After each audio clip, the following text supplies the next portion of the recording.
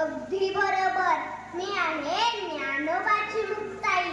माझा मराठी बोलू कौतुके, परी अमृतातेही पैजा जिंके. अशा मराठीचा अभिमान सांगणाऱ्या संत ज्ञानेश्वरांच्या छोट्या बहिणीची म्हणजेच मुक्ताईची एक गोष्ट आज मी तुम्हाला सांगणार आहे. वेळ दुपारची. ज्ञानेश्वर माधुकरी मागत होते. झोळीत थोडेसे पीठ होते, पण 4 पाहुण्यांना पुरेसे नव्हते. म्हणून ते एका घराजवळ आले आणि म्हणाले, ओम भिक्षां देहि, ओम भिक्षां देहि. आतून एक कर्मठ माणूस आला. त्याने धाडकन दार लावले. ज्ञानेश्वर पुढे निघाले. पुन्हा त्या कर्मठ माणसाने दार उघडले आणि म्हणाला, ए पोरा, इकडे इकडे. संन्यासाचाच पोरगा नाही तू. भिक्षा पाहिजे का तुला? हे घे पीठ. असे म्हणून झोळीमध्ये मातीच टाकली. ज्ञानेश्वर मान खाली घालून पुढे निघाले. पुन्हा त्या कर्मठ माणसाने झोळीत सोडली आणि म्हणाला, अरे थांब थांब, मला भाकरी पण घेऊन जा. कसं काय रे, असे डोळे फाडून का बघतोस? चल निघ. भिक्षा मागतोय? भाकरी समजून टाकलेल्या शेणाच्या गोवऱ्या पाहून ज्ञानेश्वर खूप नाराज झाले. ते पुढे निघाले. आता संध्याकाळ झाली होती. इकडे मुक्ताईने विठ्ठलाच्या मूर्तीसमोर चांदवात लावली. ही मूर्ती म्हणजे तेवढीच तिच्या आईबाबांची आठवण. ती हात जोडून रामरक्षा म्हणू लागली. तेवढ्यात तिला चालू लागली की आपला ज्ञानदादा आलाय. तिने पटकन तिची रामरक्षा उरकली आणि आपल्या भावंडांसाठी पानं मांडली. निवृत्ती आणि सोपान दोघे येऊन बसले. तेव्हा तिने विचारले, अरे हे काय दोघेच कसे? ज्ञानदादा कुठे? त्याला भूक नाही म्हणतो तो. सोपानाने उत्तर दिले, भूक नसायला काय झाले? थांब, मीच बोलून आणते त्याला. असे म्हणून मुक्ता उठून कोर्टात गेली. हे कोपट म्हणजे त्या ज्ञानदादांची एकांत जागा.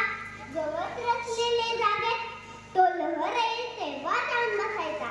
अगं बाई, दादाची झोळी तर इथेच दिसते. ह्या झोळीत तर माती आणि शेणाच्या गोवऱ्या. पुन्हा कष्टानं बरं केलं असेल रे. म्हणूनच ज्ञानदादा रुसून बसलाय. ए ज्ञानदादा, टाटी उघडणारे, टाटी उघडणारे. ज्ञानदादा, ऐकलंस का? चिंता क्रोध मागे सारा, टाटी उघडा ज्ञानेश्वरा. योगी पावन मनाचा, छाया प्राद झलांचा. विश्वरागे झाले वन्नी, संती सुखे खावे पाणी.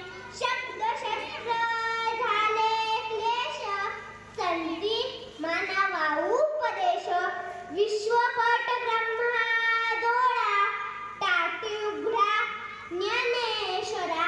ए ज्ञानदादा, कोणी जर आपल्याशी वाईट वागले तर त्यांना क्षमा करावी हे तूच सांगतोस ना, आणि आज स्वतःच रागून बसलायस.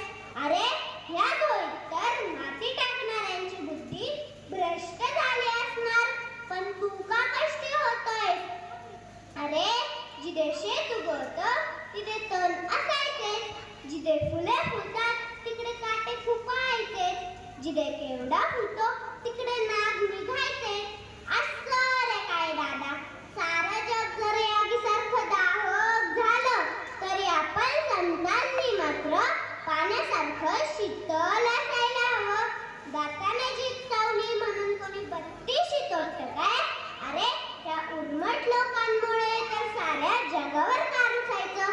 तुम्हा संत मंडळींवर तर खूप मोठी जबाबदारी आहे. तुम्ही अवघे विश्व तारायला हवं हे मी सांगायला पाहिजे का रे ज्ञानदादा तुला? एकदा रे मी ज्ञानदादा, पाय दुखले रे माझे. तुला तुझ्या बहिणीची दया नाही का रे?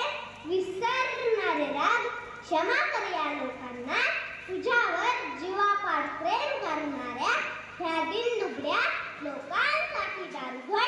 अंधारात काच पडणाऱ्या समाजासाठी दारुगड, ज्ञानाचे दिवे लावण्यासाठी दारुगड, सामर्थ्य दाखवण्यासाठी दारुगड, टाटी उघडा ज्ञानेश्वरा, टाटी उघडा तुम्ही तरुणी विश्वतारा, टाटी उघडा ज्ञानेश्वरा. विश्व कल्याणासाठी फलित असलेले साद ऐकून ज्ञानेश्वर खडबडून जागे झाले. मुक्ताईंच्या आयुष्यातील पसरलेला ज्ञानेशाचा काळोख दूर केला. त्यांनी धावत त्या दारात उभे असलेल्या छोट्या मुक्ताईला उचलून घेतले आणि म्हणाले, मुक्ता, तू आज माझी उद्धार करते झालीस. तू मला संतांच्या ठाई असलेल्या गुणांची आठवण करून दिली आहेस. मला आता विश्व कल्याणाच्या कार्यात भाग घ्यायचा आहे. खरोखरच मुक्ताईने प्रत्यक्ष जीवनात अध्यात्म कसे जगावे हे ज्ञानेश्वरांना दाखवून दिले. आपणही मुक्ताईकडे सर्वांसाठी एक मागणी मागूयात. सर्वे सुखिनः सन्तु, सर्वे सन्तु निरामयाः, सर्वे भद्राणि पश्यन्तु, मा कश्चित् दुःखमाप्नुयात्. धन्यवाद. धन्यवाद.